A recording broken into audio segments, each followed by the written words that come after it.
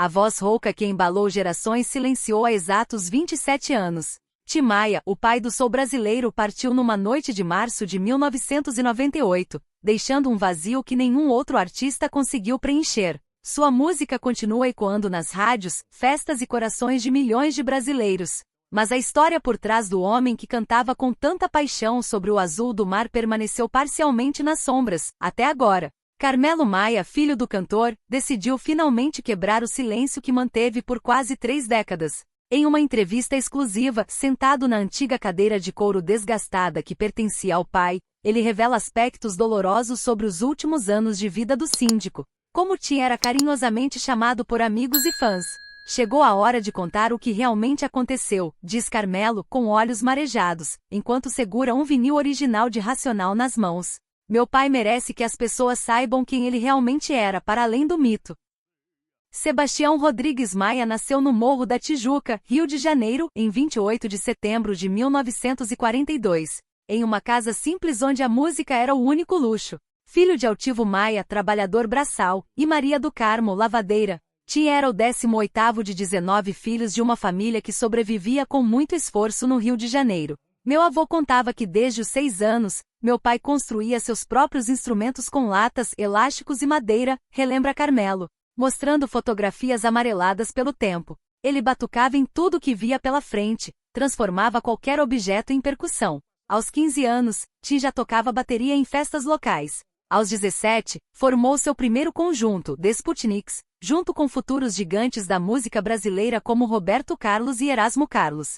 O grupo se apresentava em pequenos programas de calouros e bailes da Zona Norte carioca. Ele costumava contar como roubava discos de vinil importados em lojas do centro do Rio para aprender novos ritmos, revela Carmelo. Meu pai dizia que nasceu com o dom da música, mas teve que roubar o conhecimento para aprimorá-lo. Ele não tinha vergonha disso, dizia que a fome de música era mais forte que qualquer moral. O espírito inquieto e a busca por novos horizontes levaram Tim aos Estados Unidos em 1959. Aos 17 anos, sem falar inglês e com apenas $12 no bolso, ele embarcou como clandestino em um navio petroleiro. Ele lavava pratos em Tarryton, próximo a Nova York, e à noite absorvia tudo o que podia dos clubes de jazz e soul, conta Carmelo. Foi lá que ele viu pela primeira vez James Brown se apresentar. Voltou para o quarto minúsculo onde morava e chorou a noite toda, impressionado com aquela energia. O sonho americano de Tim foi interrompido em 1964,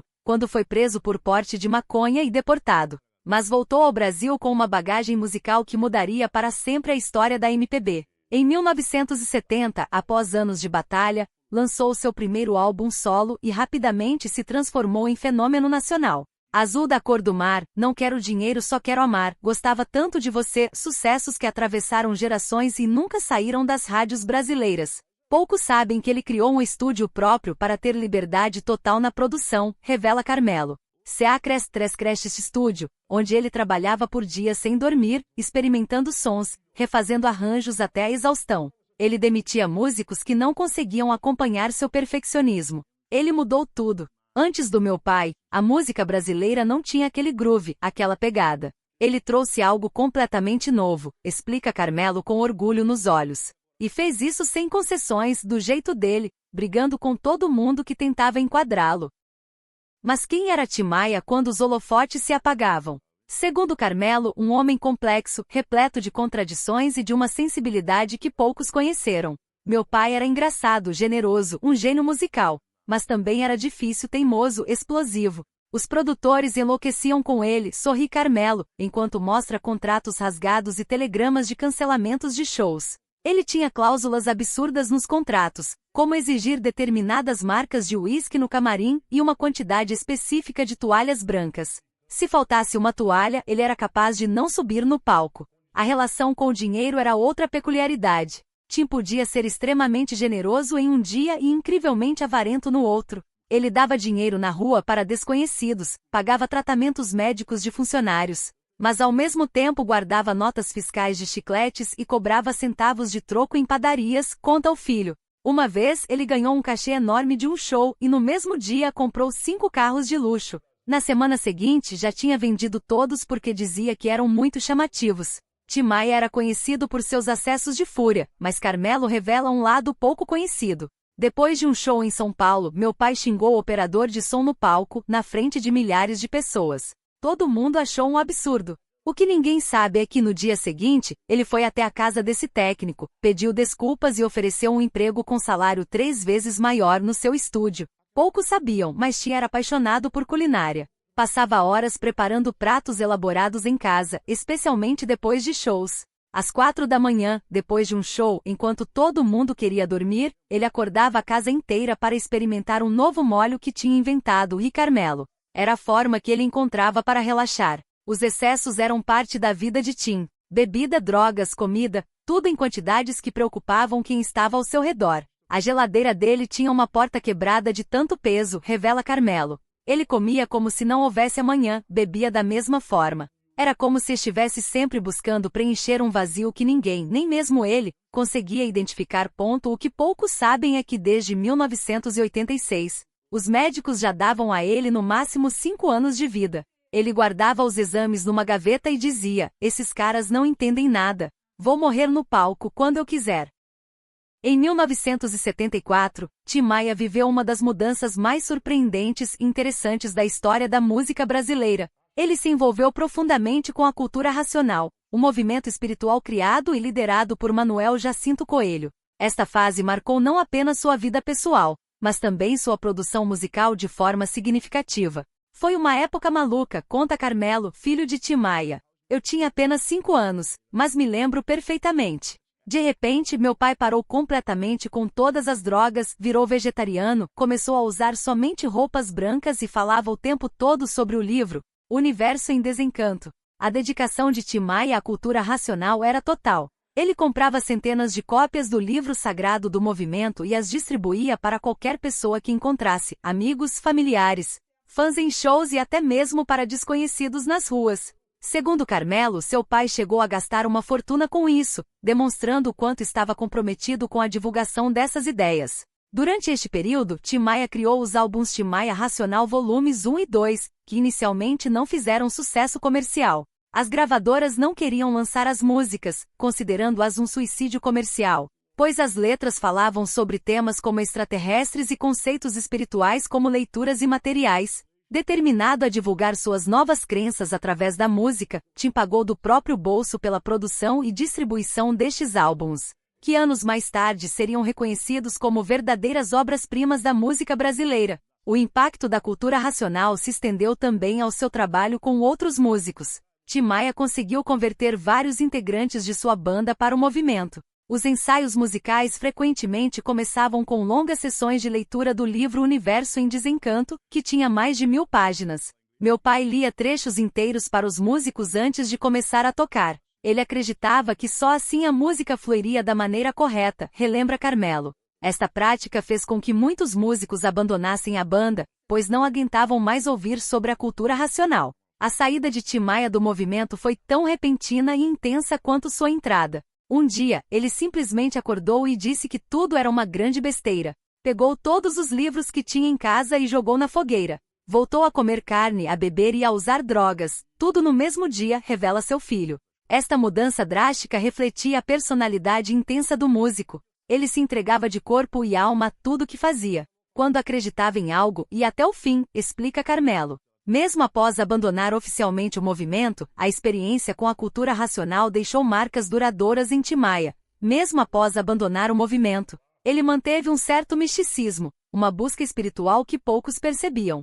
Anos depois, Tim Maia pensou sobre este período de sua vida com uma perspectiva diferente. Ele dizia que a fase racional foi como uma limpeza, um reset necessário. Anos depois, confessou que naquela época estava à beira de uma overdose se não tivesse parado com tudo. De certa forma, apesar dos excessos e da natureza radical da mudança, o envolvimento com a cultura racional pode ter salvado sua vida em um momento crítico. Esta fase peculiar na carreira de Tim Maia representa bem as contradições e a intensidade que marcaram sua vida. Os álbuns Tim Maia Racional, inicialmente rejeitados pelo mercado, são hoje considerados trabalhos inovadores e são muito valorizados por fãs e críticos musicais, demonstrando como a visão artística de Tim Maia estava, em muitos aspectos, à frente de seu tempo. A trajetória musical de Tim Maia foi caracterizada por momentos de grande contraste. Períodos de imenso sucesso comercial e reconhecimento público alternavam-se com fases de rejeição e afastamento da mídia. Esta montanha-russa profissional refletia não apenas as mudanças da indústria musical brasileira, mas também o temperamento forte e a postura incondicionalmente autêntica do artista. Nos anos 80 teve uma época em que ninguém queria contratar meu pai, conta Carmelo, filho do músico. As pessoas tinham receio de que ele não apareceria para os compromissos, ou que poderia causar algum tipo de confusão. As gravadoras simplesmente tinham medo dele e do que ele poderia fazer. Este temor não era sem fundamento. Tim Maia era conhecido por defender seus direitos de maneira direta e muitas vezes confrontacional. Ele invadia os escritórios das gravadoras, batia com força na mesa dos diretores e exigia que seus direitos fossem respeitados.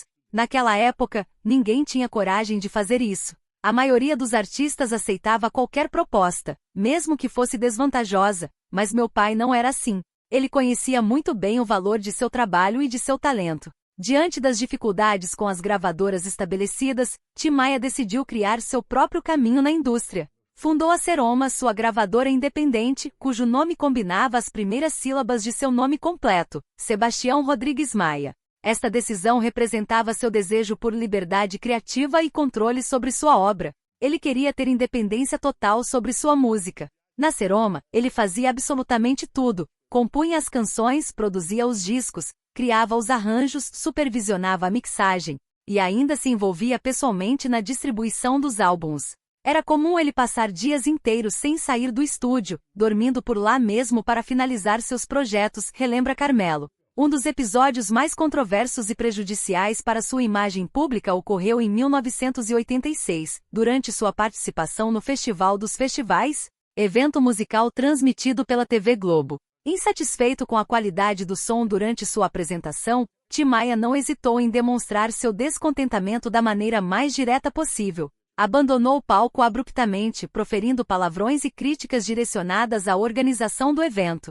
Depois desse incidente, ele foi praticamente excluído da programação televisiva.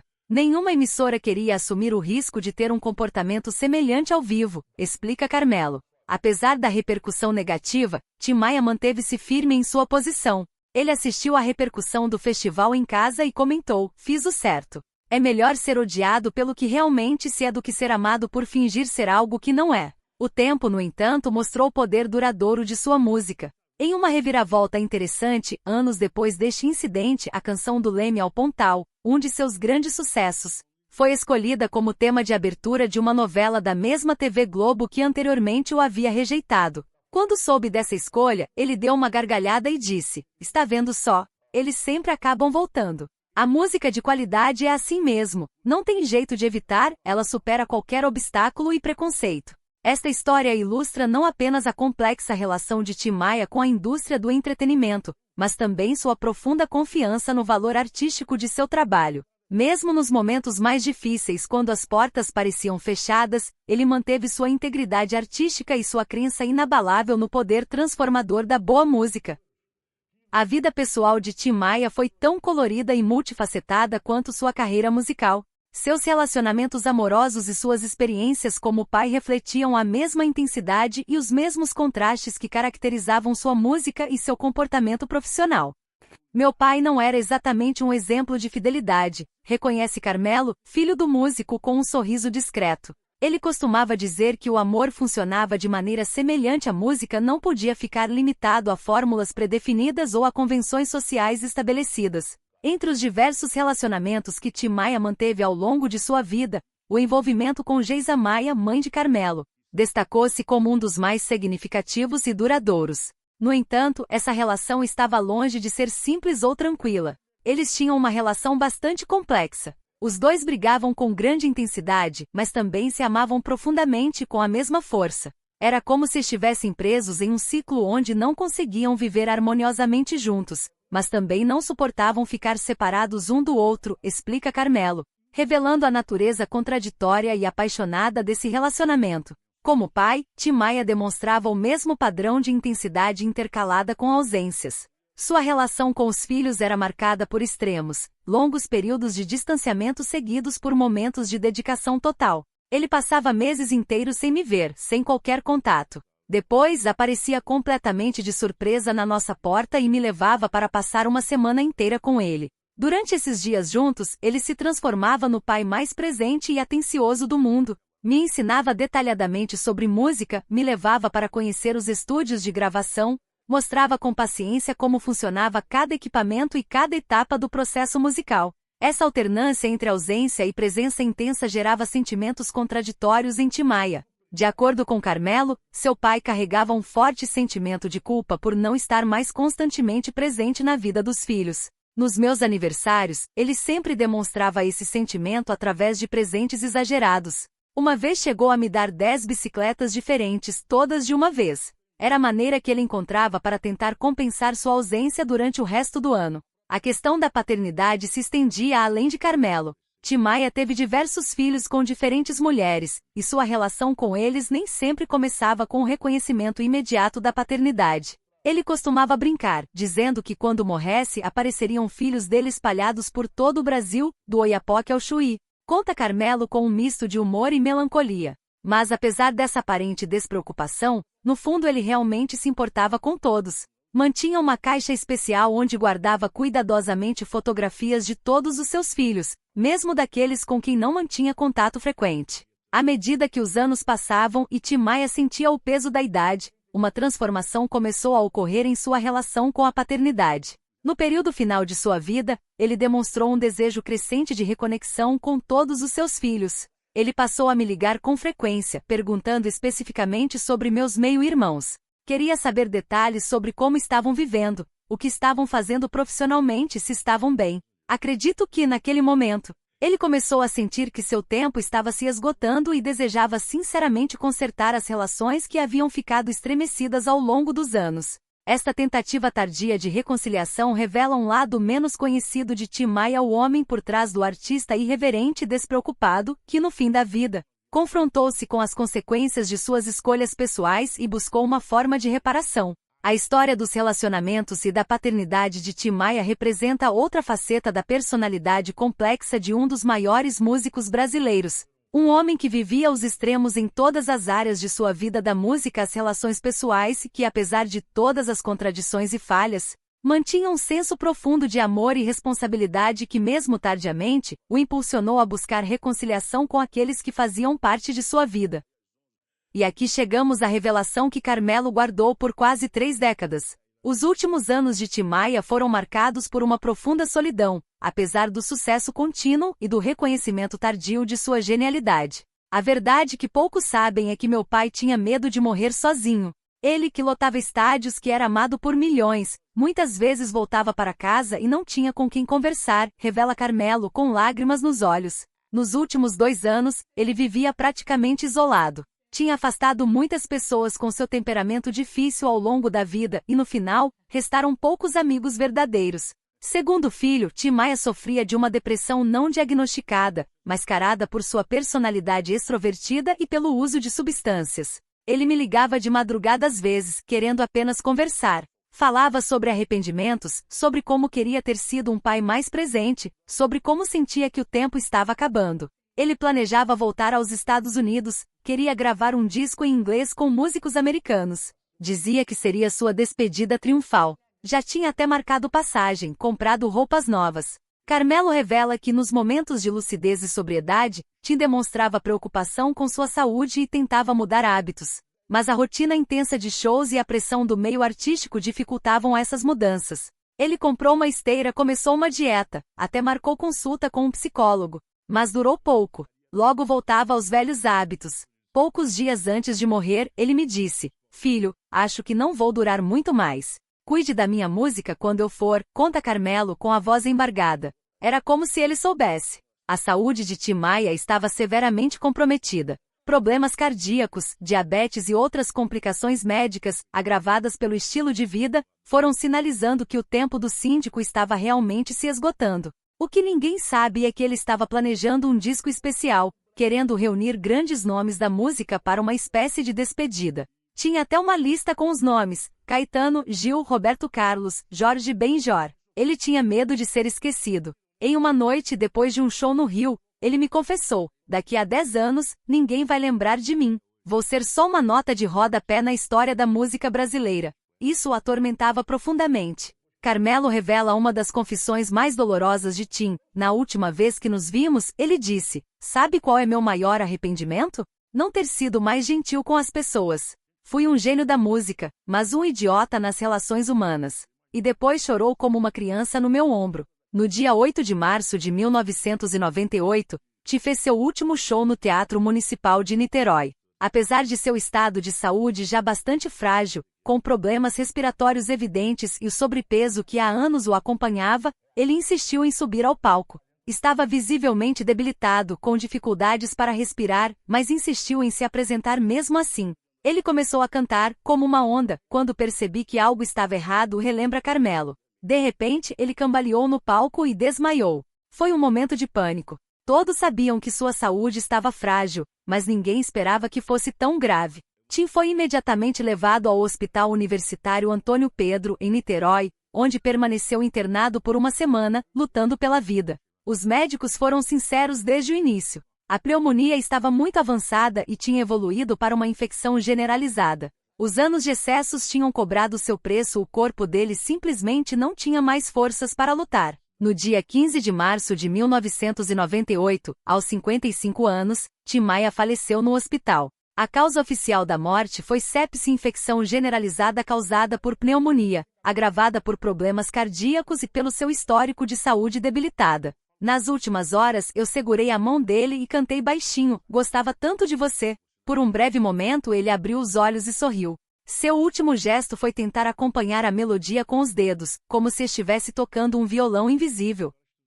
Quando Tim Maia morreu, seu filho Carmelo achou coisas muito importantes que estavam guardadas, mostrando lados do pai que ninguém conhecia. Achei mais de 80 músicas prontas que ninguém nunca ouviu. Algumas estamos soltando aos poucos, outras ainda estão guardadas esperando a hora certa, conta Carmelo sobre as canções novas do pai. Mas não foi só música que ele encontrou. Carmelo também achou cartas que mostravam um lado mais sensível de Tim. Encontrei várias cartas que ele escreveu mas nunca mandou. Cartas para amigos, para ex-namoradas e para nós, os filhos. Parecia que ele queria pedir desculpas, mas não tinha coragem de entregar essas cartas enquanto estava vivo. A descoberta mais pessoal foi um diário onde Tim escrevia seus pensamentos.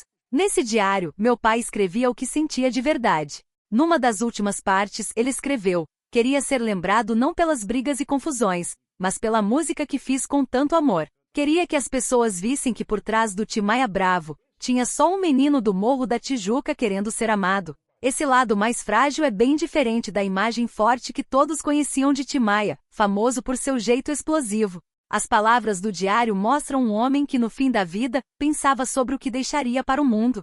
Hoje, muito tempo depois de sua morte, a música de Tim Maia continua viva. Jovens que nem eram nascidos quando ele fazia sucesso estão descobrindo suas músicas pela internet, e muitos cantores novos falam da importância dele. Ele sempre sonhou em fazer shows pelo mundo inteiro para mostrar o soul brasileiro que ele ajudou a criar. Não conseguiu fazer isso em vida, mas hoje sua música toca em todos os cantos do planeta, diz Carmelo com orgulho. Uma das melhores lembranças que Carmelo tem do pai é de um momento especial que mostrou o que realmente importava para Tim. A última vez que vi meu pai sorrir de verdade foi quando mostrei que meu filho, o neto dele, estava cantando "Não Quero Dinheiro." Quando viu isso, ele disse: "Isso sim é viver para sempre. É estar na boca das crianças, passando de geração em geração." Essa fala mostra que Tim Maia entendia o valor real da arte. Mais do que discos vendidos ou prêmios, ele sabia que o que importa é tocar o coração das pessoas através do tempo. O que Carmelo encontrou depois da morte do pai nos ajuda a ver Tim Maia por completo. Não só o gênio da música que mudou a música brasileira com seu jeito único,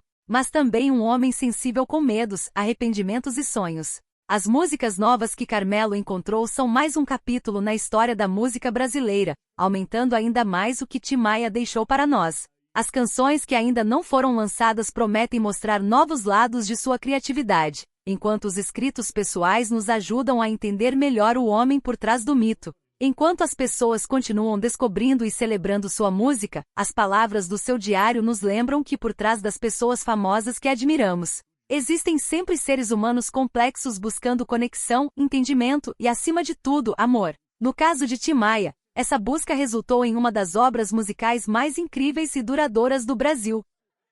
Em 15 de março de 1998, Tim Maia nos deixou aos 55 anos. Uma semana após passar mal durante uma apresentação no Teatro Municipal de Niterói. A causa oficial da morte, sepse, infecção generalizada causada por pneumonia, agravada por problemas cardíacos e por sua saúde já debilitada devido aos anos de excessos com drogas, álcool e má alimentação. Mas para Carmelo, seu pai morreu de tanto amor à música. Ele deu tudo de si, cada grama de energia, cada pensamento. Até o último suspiro foi pela música, reflete Carmelo. A triste verdade é que meu pai nunca soube o tamanho do seu legado, nunca entendeu completamente como sua música transformou o Brasil. Quando visito o túmulo dele, sempre encontro flores frescas, bilhetes, medalhas, objetos deixados por fãs. Pessoas que nunca o conheceram pessoalmente, mas sentem como se ele fosse parte da família.